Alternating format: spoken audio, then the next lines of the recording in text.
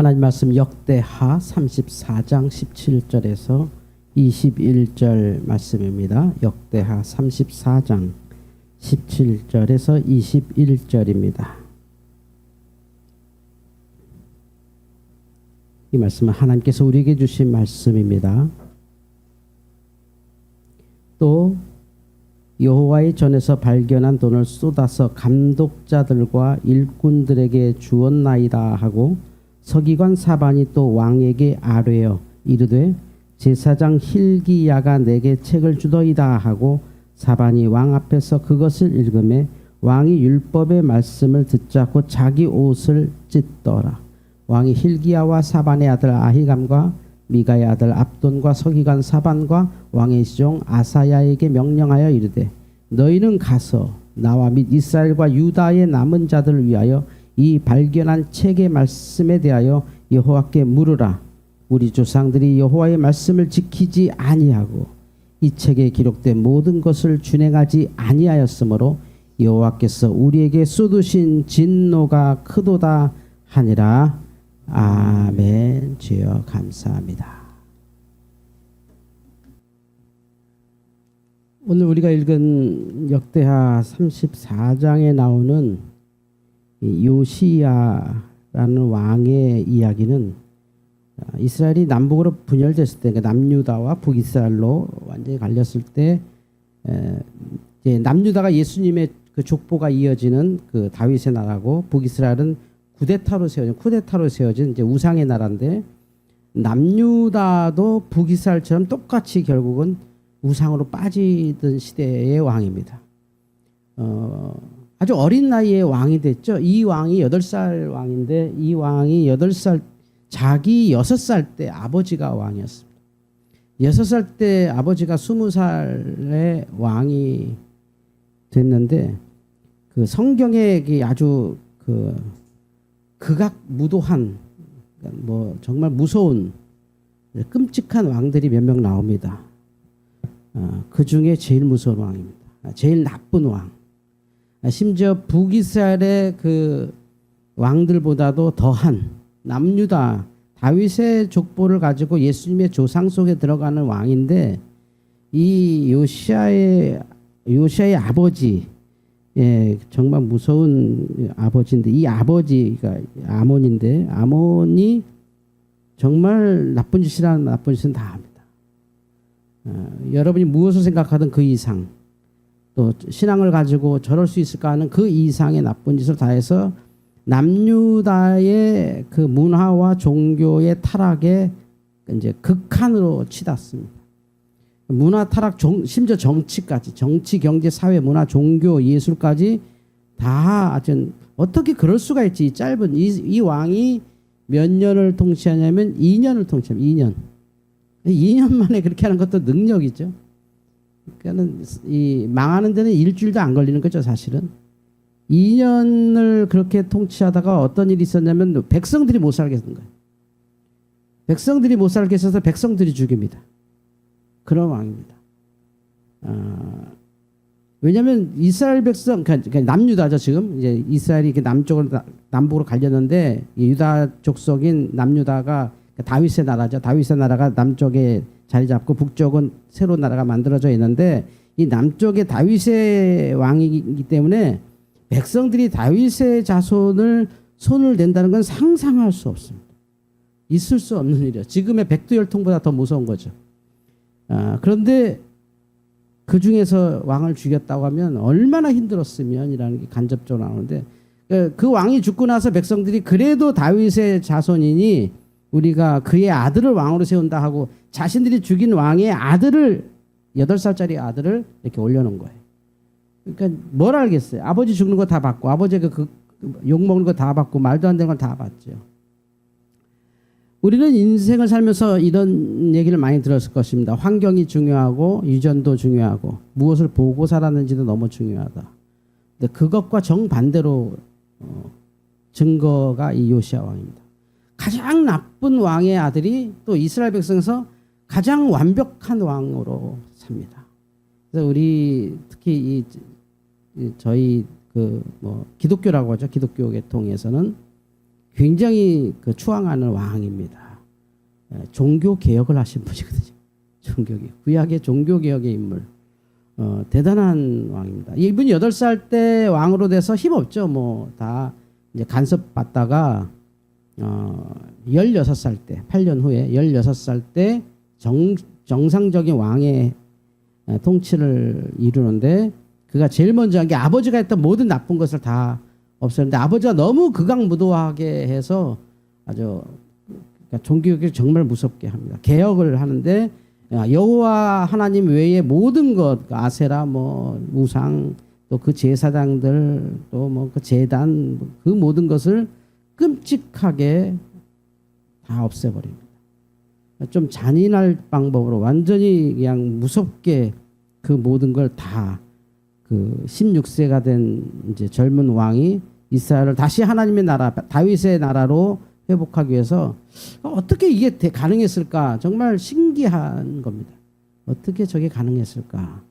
가능한 이유가 이제 오늘 나옵니다. 어떻게 이 사람이 이렇게 했었을 이렇게 했는데도 이 엄청난 이게 공무원들이거든요. 그 당시에 모든 그 종교인들은 공무원입니다. 근데 이 선대왕들이 엄청나게 만든 이 모든 사람들을 제사장들 지금 처단하는 장면 그리고 아세라 목상 찍고 바알신 없애고 하는 있을 수 없는 사실은 우리나라로 따지면 뭐 글쎄요 최근에 무슨 8.15 전을 우리나라가 정말 아주 극렬한 좌우도 아니고 이건 정말 말도 안 되는 지금 이런 사회 현상들 아이들이 들으면 부끄러울 역사에 대한 판단 대한민국이 무엇이냐라는 본질적 갖고 계속 싸우는 이런 걸 보면서 정말 이게 힘들구나. 이게 정치나 문화 이게 우리나라가 이렇게 오랫동안에 되었던 거구나 하는 걸 간절하게 느끼는데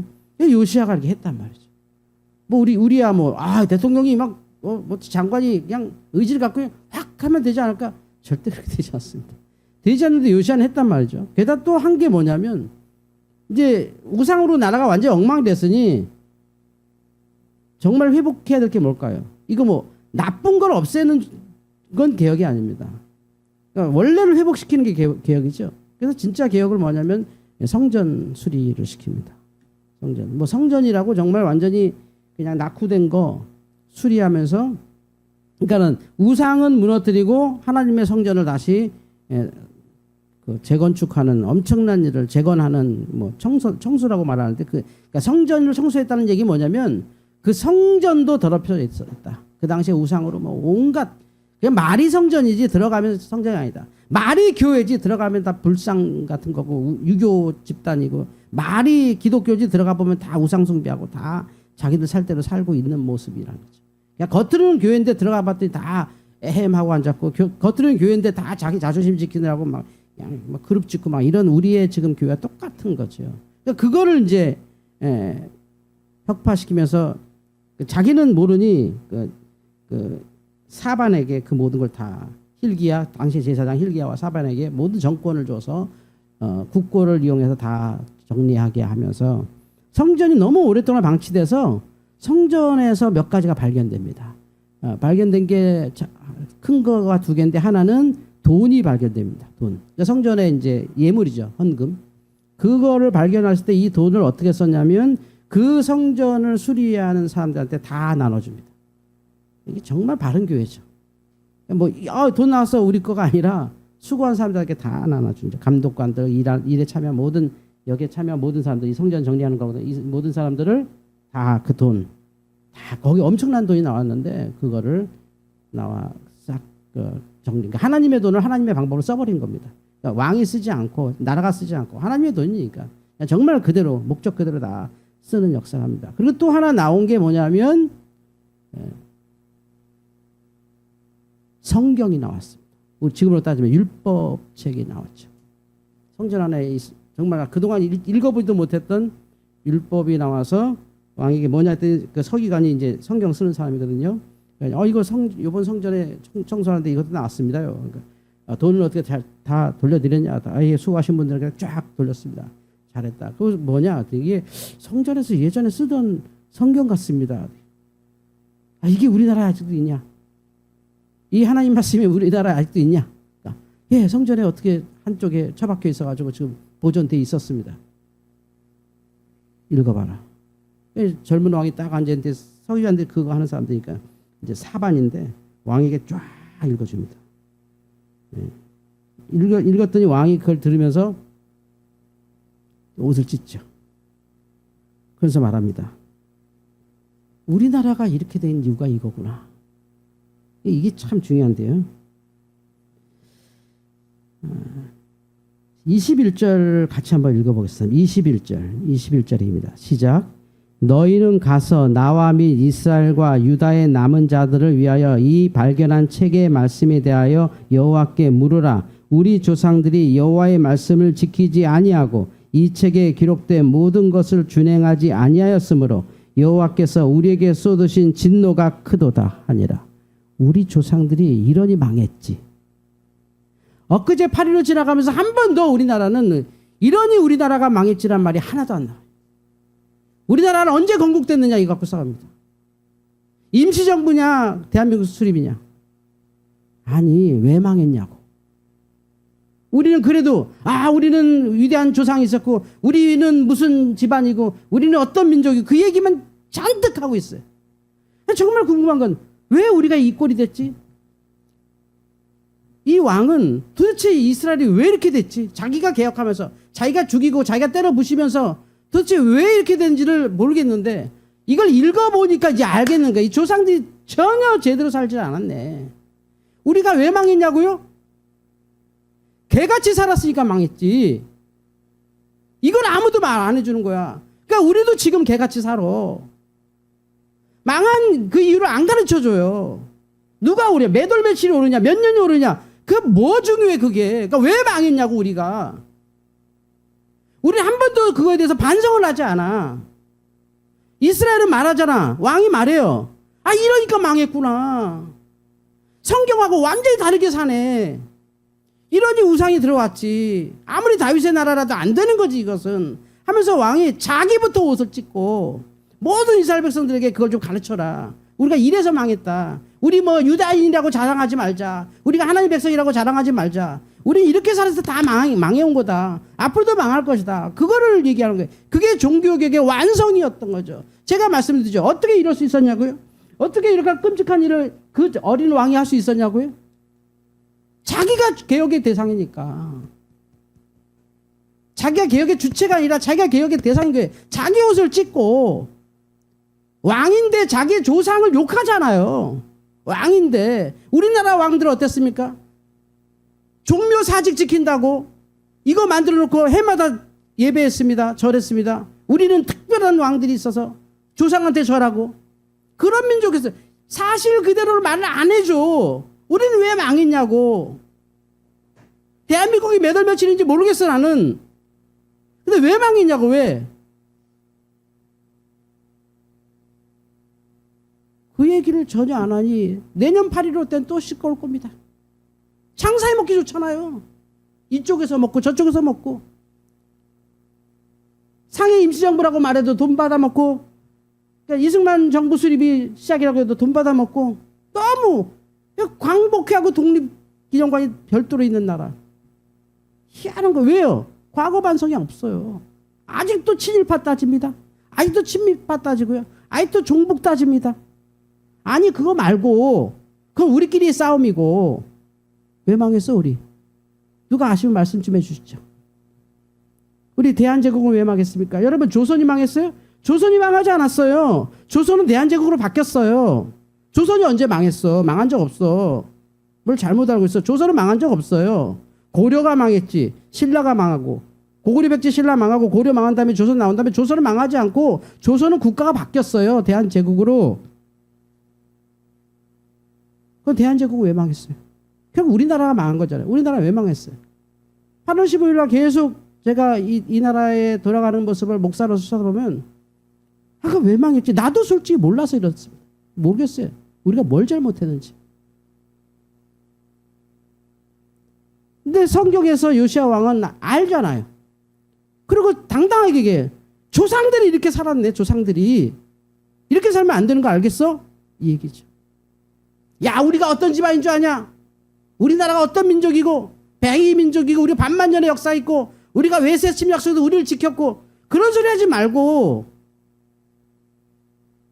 우리나라는요 몽고의 주권을 뺏긴 것을 얘기도 안 하는 민족입니다.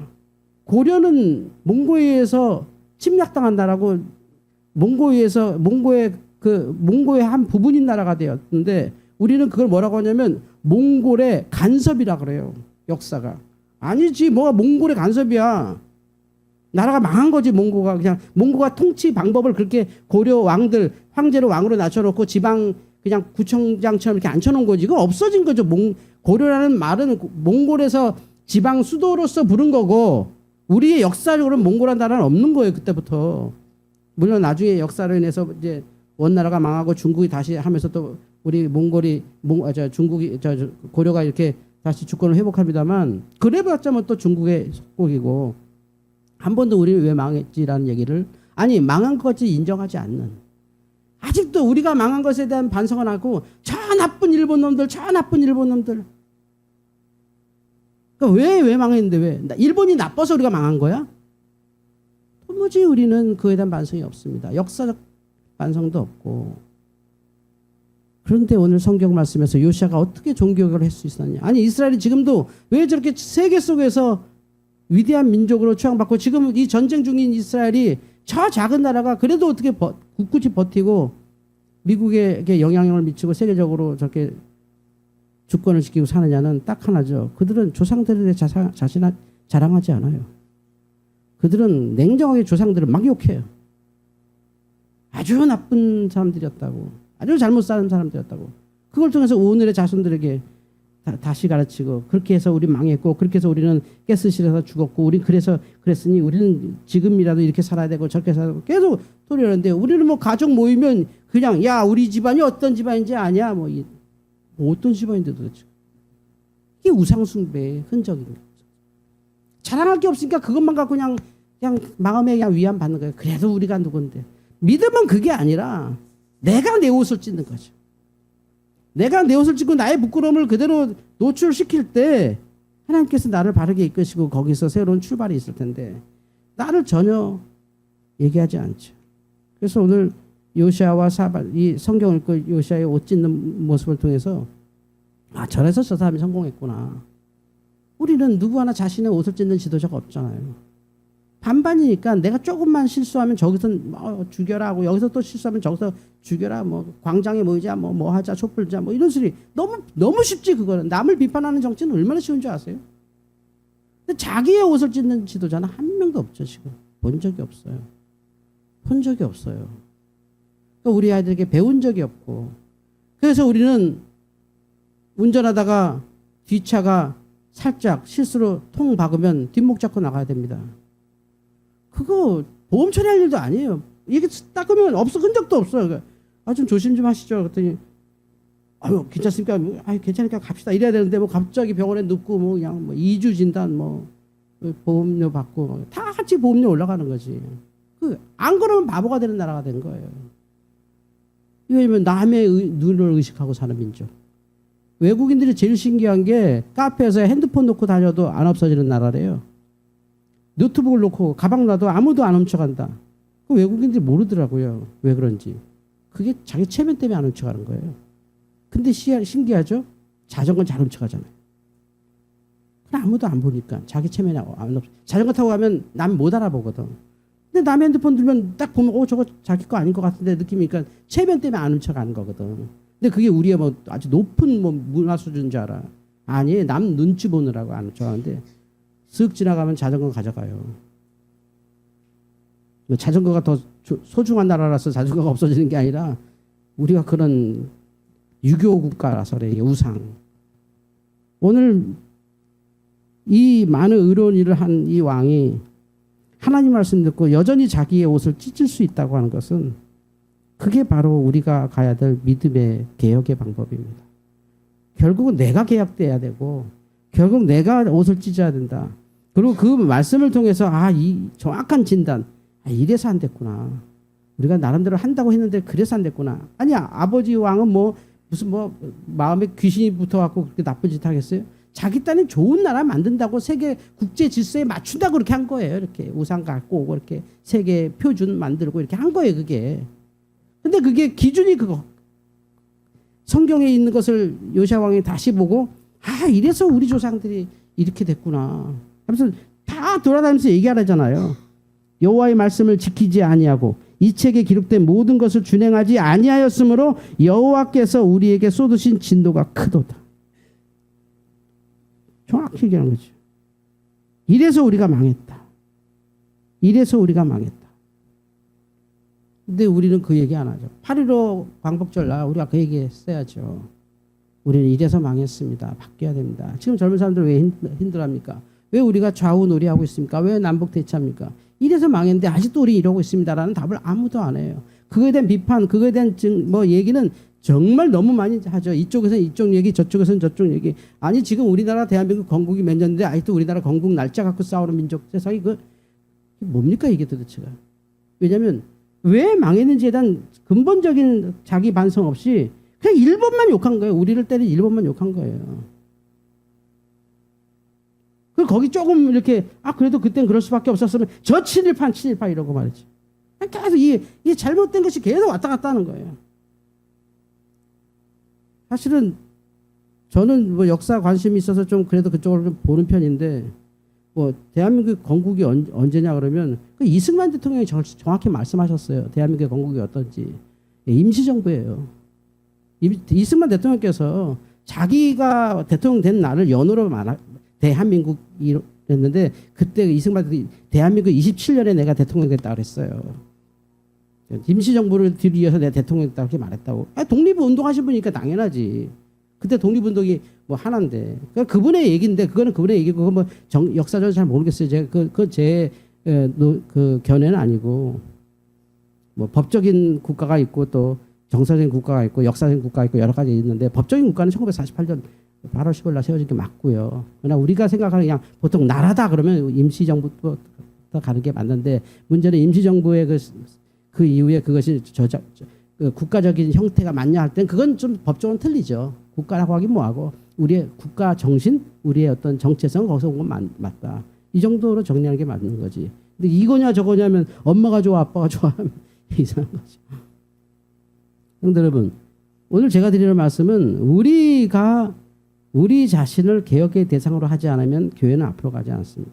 서울지역에는 우리 자신, 우리 교회가 지금 제대로 하나님 말씀대로 가느냐, 우리가 제대로 정말 선교하고 있느냐, 우리가 교회의 모습을 제대로 유치하느냐, 내 자신에 대해서 철저하지 않으면 조금도 하나님 말씀은 우리에게 힘이 되지 않을 거라는 말씀입니다.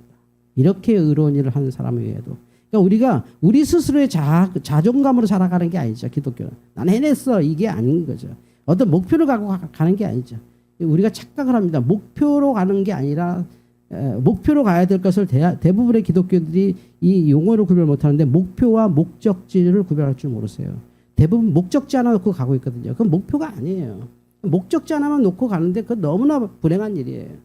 목적지는 수없이 바뀔 수 있는 건데 우리가 온전한 목적을 모를 때 끝없이 우리가 방황하죠. 그래서 요시야가 우리에게 외친 것은 오직 말씀이라는 거죠. 그래서 요시야의 종교개혁이라고 하는 거예요. 이것을 루터가 그대로 했던 것이고 칼빈이 그대로 했던 거예요. 그들의 아이디어에서 나온 게 아니에요. 성경에 나온 방법대로 한 게 결국 모든 개혁은 말씀대로 돌아간다. 말씀이 하는 대로 돌아간다. 물론 그거에 대한 뭐 해석은 여러 가지 말씀을 도대체 어떻게 읽어야 되느냐 어떤 뜻으로 봐야 되느냐는 또 다른 문제지만 결국 우리가 지금에 있는 문화 그러니까 더 좋은 게 뭐냐 바른 게 뭐냐 이런 얘기해서는 안 된다는 거죠. 교회는 더 좋은 것 더 바른 것 뭐 필요한 것 이런 얘기할 게 아니라 성경은 우리에게 무엇을 말하느냐 할 때 요시야가 그 많은 일을 해놓고도 그 생각에 그 모든 우상을 타파하고 성전을 제대로 수리하고 왕으로서 그 정도면 정말 어마어마한 일을 하신 분인데도 불구하고 말씀을 듣고 내가 성경 몰랐네 하면 옷을 확 찢어버리더라는 거죠. 그래서 개혁이 완성된 사람. 나의 옷을 찢지 않고는 개혁이 완성되지 않습니다. 잘못된 걸 고친다고 개혁이 완성되는 거 아닙니다. 적폐를 청산한다고 개혁이 완성되는 거 아니죠. 나의 옷을 찢어야 되는데 지금의 대한민국은 우리의 옷을 찢지 않습니다. 끝없이 또 입고 또 입고 또 입죠. 계속 입에서 어디까지 벗어야 이 옷이 벗겨질지 모를 정도 우리는 덧입고 있으면서 계속해서 이런 갈등 속에서 정말 똑똑한 민족이 정말 가장 바보 같은 길로 가고 있는 것이죠. 왜냐? 이게 없어서 그래요. 기준이 없습니다. 우리 기독교는 기준이 하나입니다. 성경인데, 그래서 성경을 뭐라고 말하냐면 캐논이라고 부릅니다. 캐논. 캐논이 뭐냐면 자입니다. 자, 저울, 자, 기준. 그 기준에 내가 부합하지 않으면 내 옷을 찢을 수 있는 것. 오늘 요시야의 종교개혁을 통하여 우리를 돌아봅니다. 잘못된 걸 없앤다고 그게 고쳐지는 게 아니고, 틀린 걸 바로잡는다고 고쳐지는 게 아니라 내 옷을 찢을 때 고쳐진다는 것. 또 내 옷을 찢을 수 있는 지금의 믿음이 있을 때 나는 여전히 계속해서 은혜 가운데 거할 수 있다는 것. 지금 내가 수십 년을 뭘 했던 그것과 상관없이 오늘 또 이 말씀이 내 옷을 찢을 수 있다고 한다면 그 사람이 바로 구원받은 사람이지. 저도 전국을 다니면서 많은 강연을 다니고 있는 편인데, 얘기할 때 보면 이제 이렇게 여러 사람들이 있으면 이래야 됩니다, 저래야 된다 얘기하면 그럴 필요 없는 분들이 거기에 자기 옷을 찢어요. 그분은 원래 잘하는데, 원래 잘하는 분들은 자기 옷을 찢고 꼭 했으면 하는 분들은 그런가 보다 하는 거죠. 이게 있는 사람은 더 갖고 없는 사람은 뺏기는 구조예요. 그러니까 그럴 필요 없는 사람들이 더 자기 반성해. 너무 잘하는 사람들이 더 반성해. 너무 은혜롭게 사는 사람이 여전히 또 자기 옷을 찢어. 이제 좀 옷 좀 찢으셔야 될 것 같은 분들은 그냥 그런가 보다 하고 있죠. 이게 바로 믿음의 문제인 거죠. 믿음. 요시야의 종교개혁을 통해서 그 많은 의로운 일에도 우린 여전히 내 옷을 찢을 수 있습니까? 내가 교회 봉사 많이 했습니다. 내가 많이 기도했습니다. 그 후에도 나는 말씀 앞에서 내 옷을 찢을 수 있는 저와 여러분 되기를 주의 이름으로 축원합니다. 하나님 감사합니다. 요시야의 종교개혁을 읽으며 이 나라를 위하여 기도합니다. 그 많은 의로운 일을 한 왕이 그 말씀 구절 하나 앞에서 자기 옷을 찢고, 이래서 우리가 이랬구나, 우리 조상들이 이랬구나 반성할 줄 아는 민족, 그리고 옷을 찢을 줄 아는 왕, 이 아름다운 하나님의 나라를 우리도 배워서 잘할수록 더욱더 내 옷을 찢고, 의로움에 더 실천할수록 내 옷을 찢으며 주의 말씀이 계속해서 우리에게 은혜로 개혁하게 하여 주시옵소서.